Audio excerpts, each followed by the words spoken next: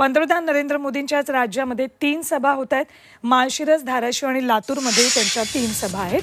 माढ्यामधील महायुतीचे उमेदवार रणजितसिंह नाईक निंबाळकर यांच्या प्रचारासाठी ते माळशिरसमध्ये आहेत। राष्ट्रवादी काँग्रेस अजित पवार गटाच्या अर्चना पाटील यांच्यासाठी धाराशिवमध्ये, तर भाजपच्या सुधाकर शृंगार यांच्या प्रचारासाठी लातूरमध्ये मोदी सभा घेणार आहेत। त्यांच्या सभांची जय्यत तयारी करण्यात आली आहे।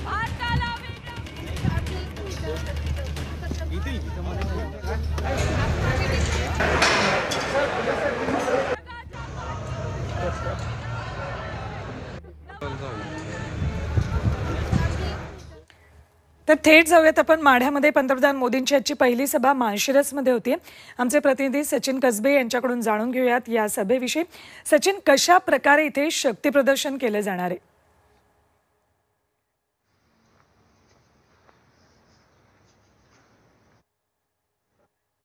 अमृत नोनी गॅस्ट्रिन, अपचन, ऍसिडिटी, गॅस्ट्रबल ह्यापैकी तुम्हाला कुठलाही गॅस्ट्रिक प्रॉब्लेम झाला, उपाय एकच, अमृत नोनी गॅस्ट्रिन।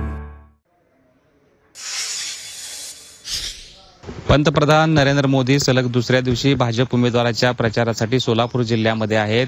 काल सोलापूरमध्ये सभा झाल्यानंतर आज माळशिरसमध्ये माढा लोकसभा मतदारसंघाचे उमेदवार रणजितसिंह नाईक निंबाळकर यांच्या प्रचारासाठी पंतप्रधान नरेंद्र मोदी यांची माळशिरसमध्ये सकाळी 10:30 वाजताच्या दरम्यान सभा पार पडणार आहे।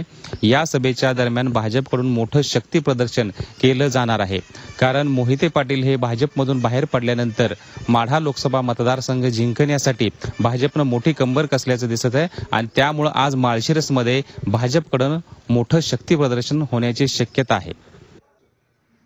संपूर्ण माहितीसाठी